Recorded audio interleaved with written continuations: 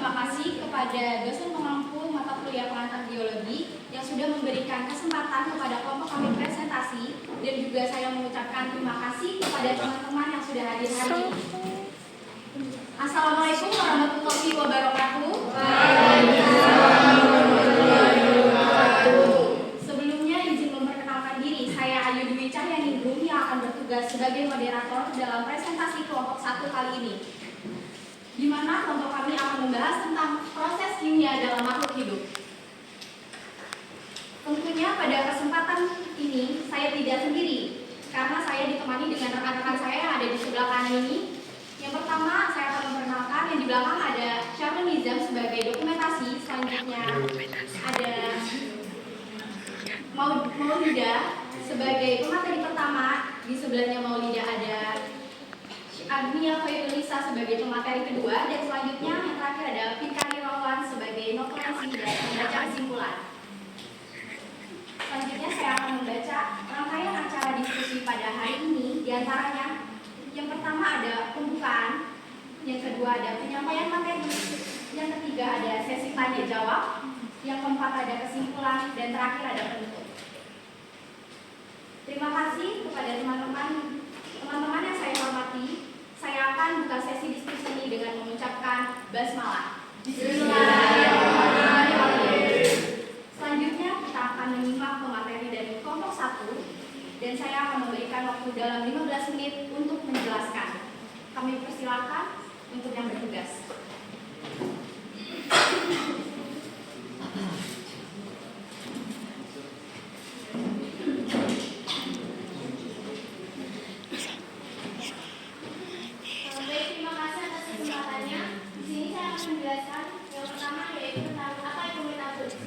Metabolisme ini merupakan rangkaian reaksi kimia yang terjadi dalam sel manusia. Nah, metabolisme juga merupakan proses hidup yang selalu terjadi pada setiap sel hidup. Nah, di dalam tubuh nanti makanan yang kita makan akan mengalami serangkaian perubahan yang melalui berbagai proses reaksi kimia yang nantinya akan membebaskan energi yang dikandungnya, yaitu berupa adenosine trifosfat atau kita kenal sebagai ATP. Nah, ATP ini merupakan molekul berenergi tinggi yang terdiri dari adenosine atau basa adenin dan juga glukosa dan juga hidrogenase fosfat. Nah, ATP sendiri ini memiliki ikatan yang labil karena mudah melepaskan glukosa fosfat ketika mengalami hidrolisis. Hidrolisis ini adalah penguraian gas dalam reaksi kimia yang disebabkan oleh air. Nah, ATP tadi itu berubah mengalami hidrolisis menjadi ADP. ADP itu adenosine trifosfat.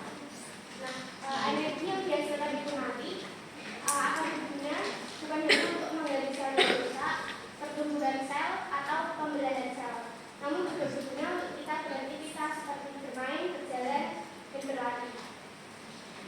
Nah, selanjutnya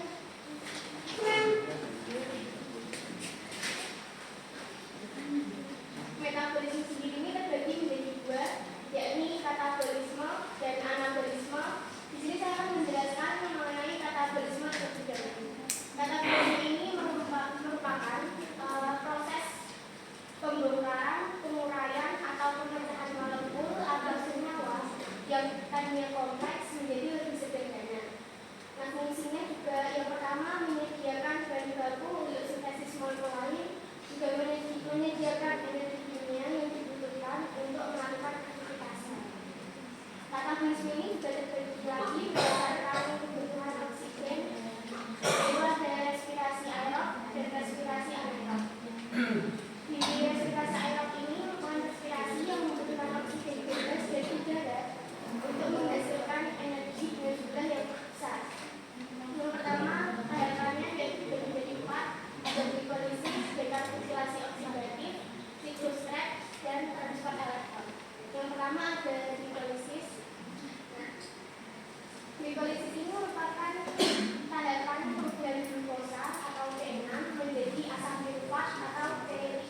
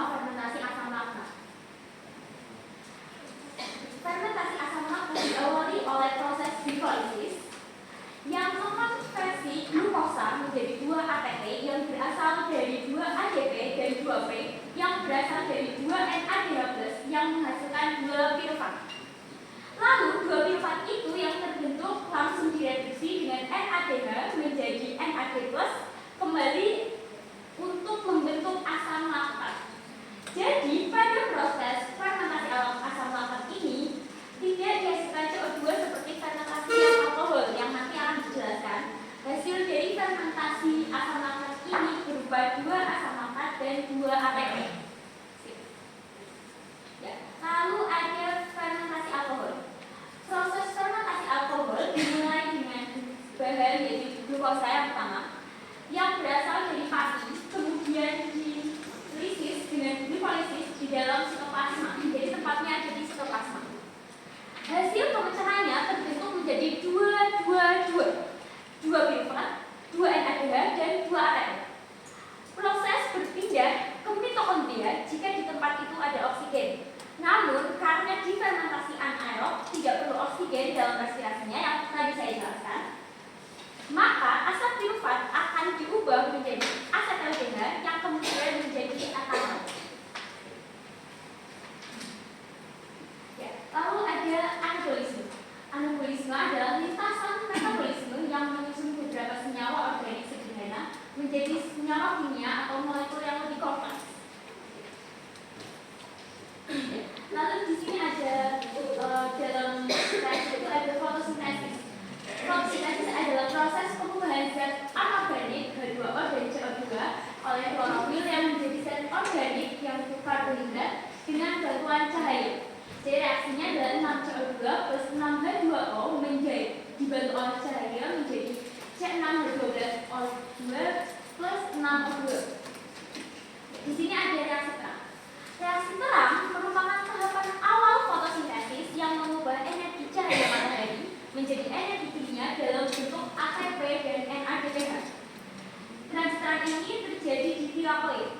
Pada membran tilakoid terdapat fotosistem yang merupakan seperangkat alat untuk menangkap proton atau cahaya matahari. Ya. Jenis fotosistem itu ada 2, yaitu fotosistem 1 atau P700. Disebut P700 karena dia mampu menyerap cahaya dengan panjang gelombang 700 nanometer. Lalu yang kedua ada fotosistem 2 yaitu P680.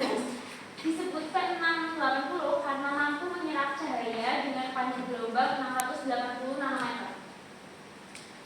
Pada membran tilakoid ada juga pembawa elektron yang terdiri dari prostaglandin atau PI, kompleks sitokrom atau CTY, plastosinin atau PC, dan ferritoksin atau FB. Keempat komponen itu berfungsi untuk membawa elektron. Ada juga NADP dari reduktase yang akan membantu menghasilkan NADPH dan ATP yang akan menghasilkan ATP dalam fotosintesis. Terdapat pada fotofosilasi non-siklik. Energi foton yang berasal dari cahaya matahari akan diserap oleh fotosistem 2 atau P680. Selanjutnya, energi itu dari cahaya akan memicu eksitasi elektron atau terlepasnya elektron dari P680 yang akan ditangkap oleh aseton primer. P680 yang akan mengalami kekosongan elektron yang menyebabkan fotolisis air, yaitu H2O yang akan diurai menjadi 2 ion hidrogen, setengah oksigen dan 2 elektron.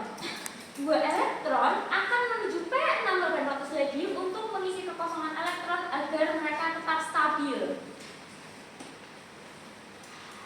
Oksigen yang dilepas ke udara, sedangkan hidrogen masih ada dalam ruangan tilakoid. Selanjutnya, elektron akan meninggalkan P680. Elektron ini akan dibawa ke plastoklinon, sitokrom dan plastisinin. Pada saat plastoklinon mengirim elektron ke sitokrom, 4 hidrogen yang ada dalam stroma akan masuk melintasi membran tilakoid menuju ruang tilakoid yang akan bergabung dengan ion hasil fotosintesis menuju ATP sintase. Saat melewati ATP sintase, terjadi fotofosforisasi terhadap ADP dan P sehingga akan menghasilkan ATP. Ketika fotosistem 1 terkena cahaya, elektron yang ada di P700 akan tereksitasi menuju aseton primer, sehingga keadaan fotosistem 1 tidak stabil. Untuk menstabilkannya kembali oleh elektron yang berasal dari P680, maka elektron yang ada di plastosianin akan menuju P700, selanjutnya elektron dari P700 akan menuju ferrodoksin untuk ditransfer ke NADP. Elektron ini bersama dengan NAD plus dan ion H plus akan menjalani suatu reaksi sehingga membentuk NADPH. Sehingga jalur non-siklik ini, reaksi terang ini, menghasilkan ATP dan NADPH. ATP dan NADPH. Nah, lalu ada reaksi terang, ada juga reaksi gelap. Reaksi gelap disebut juga siklus Kelvin. Disebut reaksi gelap karena tidak butuh cahaya matahari. Reaksi gelap ini terjadi setelah reaksi terang berlangsung. Jadi harus ada reaksi terang dulu, baru ada reaksi gelap. Nggak bisa sebaliknya dan nggak bisa satu-satu. Reaksi terang menghasilkan ATP dan NADPH tadi. Hasil reaksi terang ini digunakan dalam reaksi gelap sehingga reaksi gelap merupakan proses masuknya ion karbon dalam bentuk CO2 yang akan menghasilkan output berupa bulan. Bulan yang dihasilkan bukan lagi glukosa, melainkan senyawa glyceraldehyde 3-fosfat. Tempat terjadi reaksi gelap ini di stroma. Tahapannya yang pertama adalah fiksasi. 3 CO2 akan berikatan dengan 3 senyawa berkarbon 5 yang bernama ribolusa difosfat atau RUBP. Produk yang dihasilkan tersebut dengan karbon intermediate yang berjumlah 3, lalu senyawa itu akan dipecah membentuk senyawa 3-fosfolgliserat sebanyak 6 buah.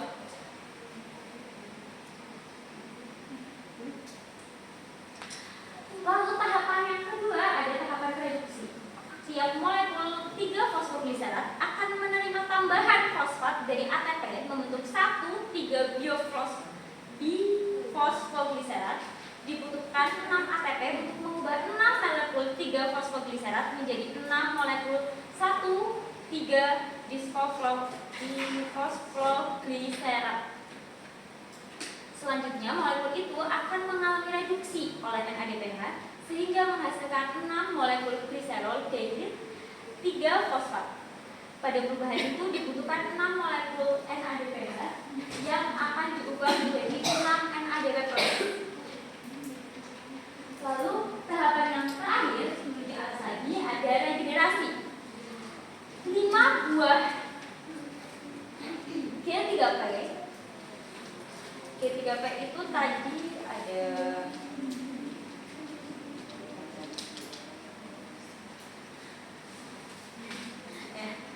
lalu 5 buah G3P akan dikonversi menjadi 3 buah RUBP kembali melalui sebuah reaksi yang melibatkan fosforilasi ATP sebanyak 3 buah.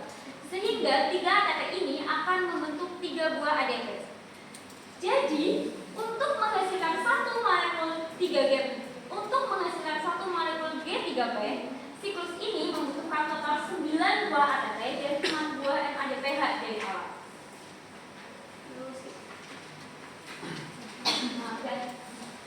Terima kasih. Terima kasih kepada yang bertugas untuk menjelaskan materi. Teman-teman yang saya hormati, telah kita simak bersama-sama penyampaian materi dari kelompok 1 yang begitu bermanfaat. Dan sekarang kita masuk ke sesi tanya jawab. Untuk sesi ini ada aturannya, diantaranya yang pertama, kami akan memberikan waktu untuk 3 orang penanya tercepat. Yang kedua, kami akan memberikan waktu setiap orang 10 menit untuk bertanya dan dijawab oleh yang bertugas. Yang ketiga, tolong angkat tangan sebelum bertanya. Dan yang paling inti adalah nanti yang berbicara hanya yang saya tunjuk dan pertanyaannya akan ditampung terlebih dahulu. Apakah sudah mengerti? Oke. Baiklah, kita mulai sesi tanya jawab ini. Kami persilakan untuk penanya tercepat. Pelan-pelan. Pertanyaan yang pertama dulu. 1, 2, 3.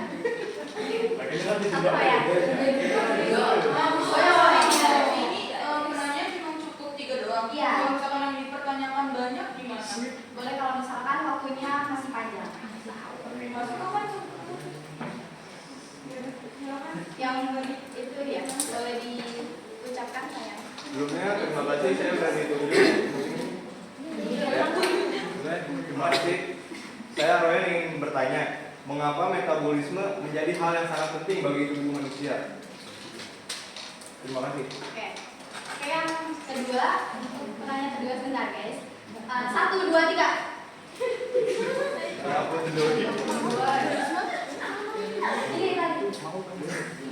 Kamu ya.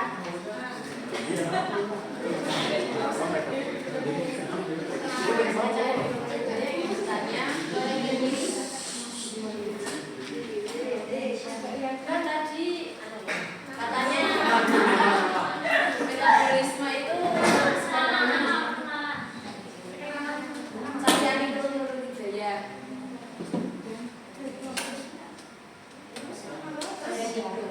Pertanyaannya Ya.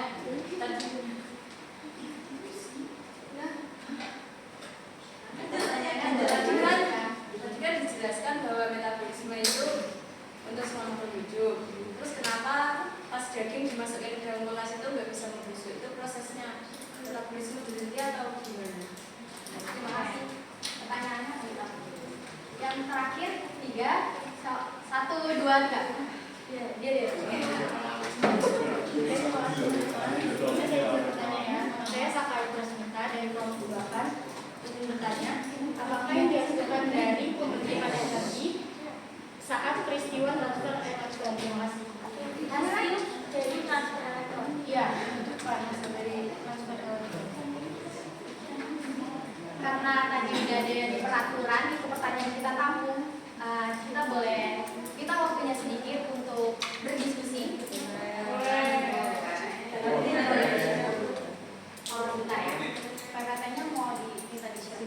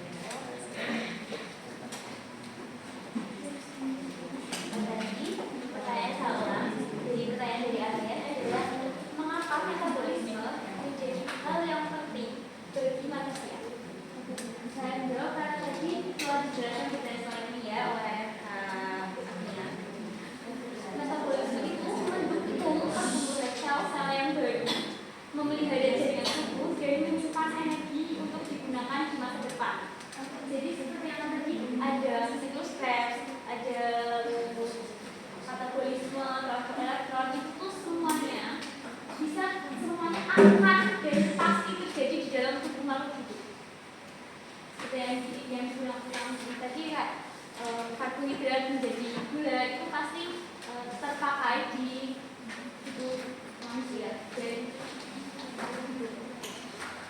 lalu terjawab Mas? Ya, terima kasih atas jawabannya.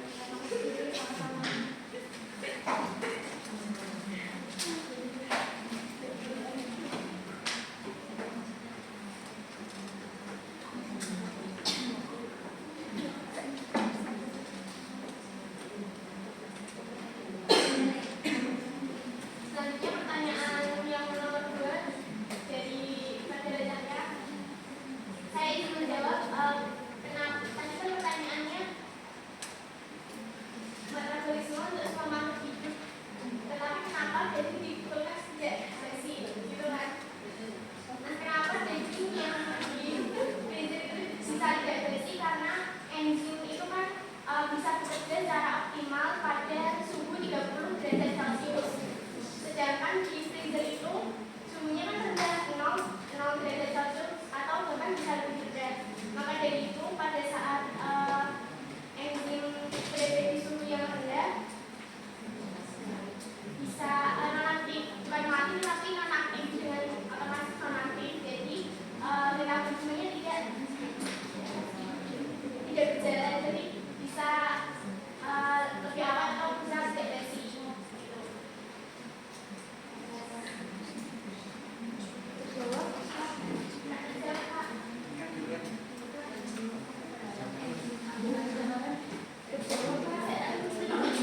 Oh, iya, secara singkatnya, kenapa jadi itu tidak berhasil di dalam kulkas? Karena ada penjelasan namanya pengawatan alami itu menggunakan es.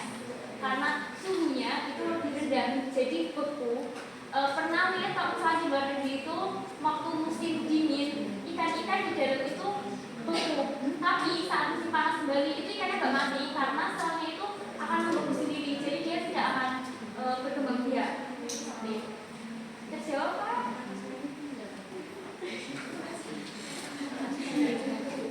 Lalu yang ketiga pertanyaan dari hasil dari transfer elektron. Nah, jadi slide ke slide ke-10.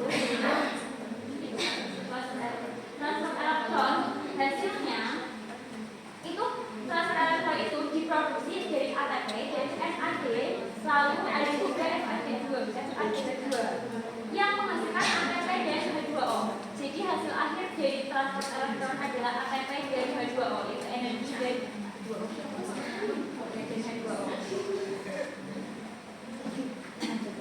Terima kasih kepada Bapak Jago atas jawaban yang itu luar biasa, dan kepada teman-teman atas pertanyaan yang diberikan. Karena waktunya masih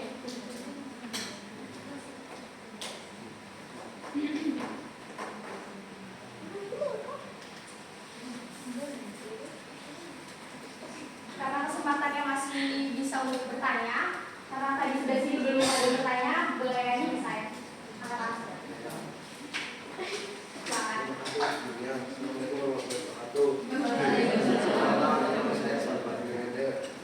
Apa perbedaan antara fermentasi dan respirasi aerobik dalam hal proses kimia dihasilkan? Apa perbedaan antara fermentasi dan respirasi aerobik dalam hal proses kimia dan hasil yang dihasilkan? Sudah jelas pertanyaannya?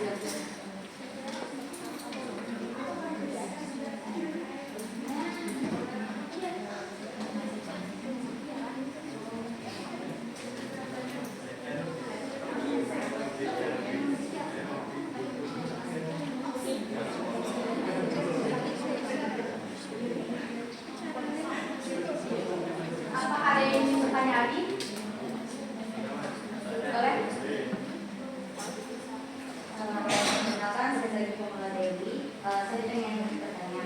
Tadi untuk di siklus Krebs itu kan belum jelas secara rinci. Jadi saya mau minta tolong jelasin lebih dalam, kayak jelasin bagaimana siklus Krebs itu berperan dalam produksi energi pada sel dan bagaimana spesifik dalam siklus tersebut memfasilitasi transformasi molekul substrat menjadi produk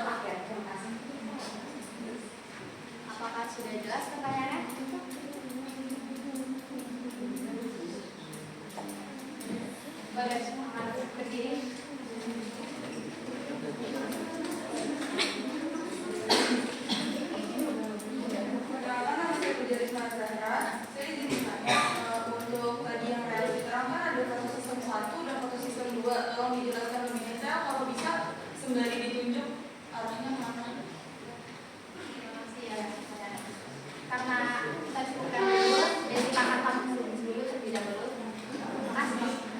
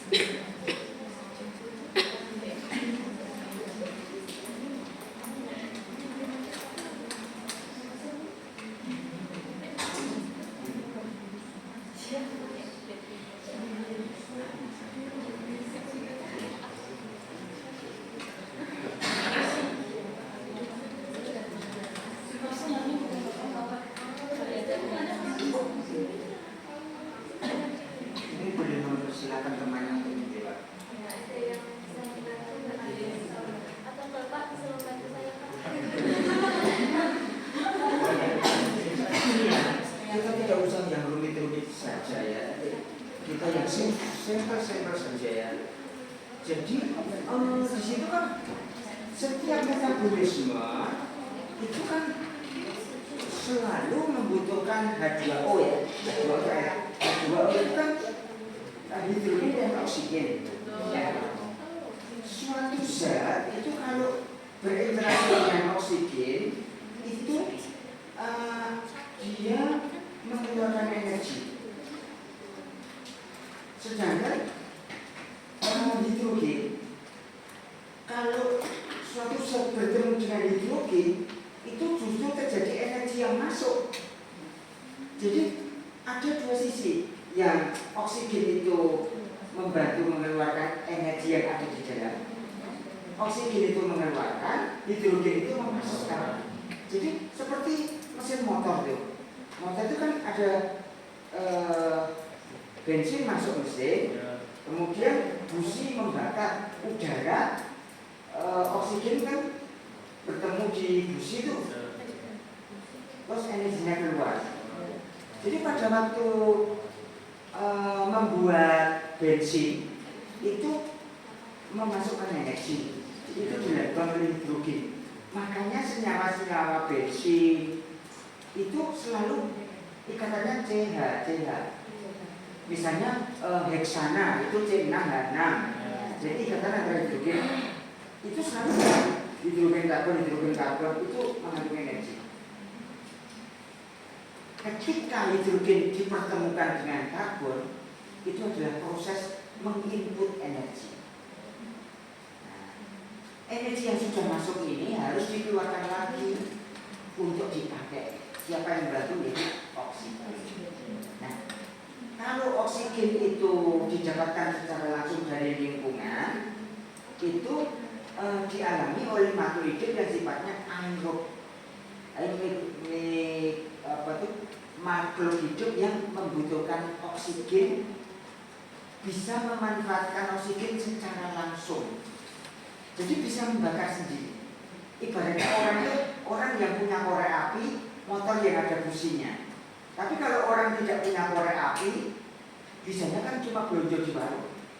Nah, kalau orang belanja di warung itu dia tidak usah menyalakan api, tapi langsung mengkonsumsi, tinggal bayar uang.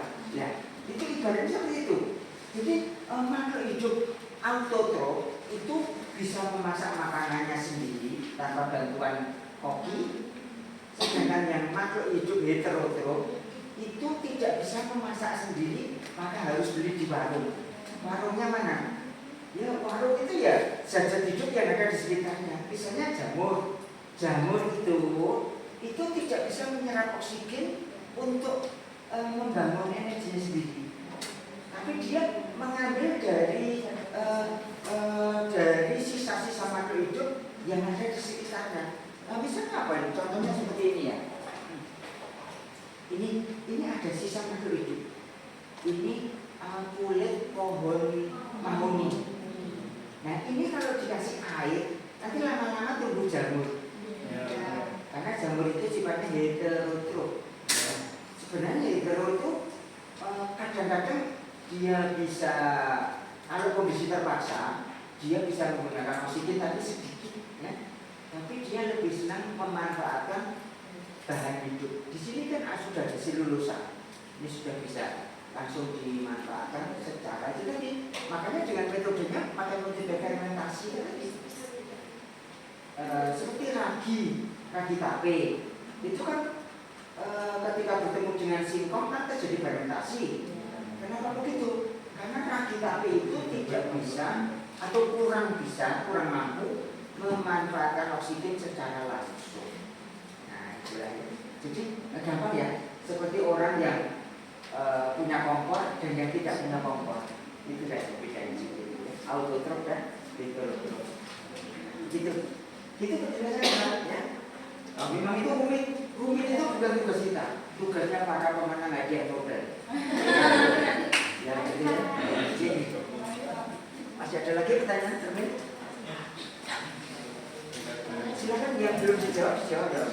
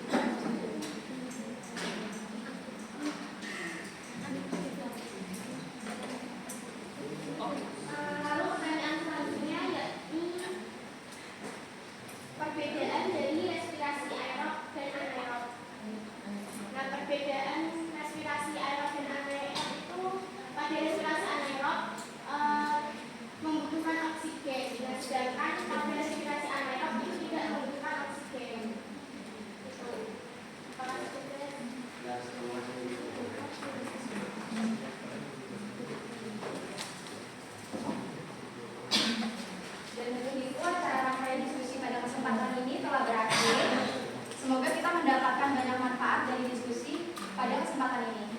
Dan kepada yang bertugas untuk menyampaikan kesimpulan, dipersilakan.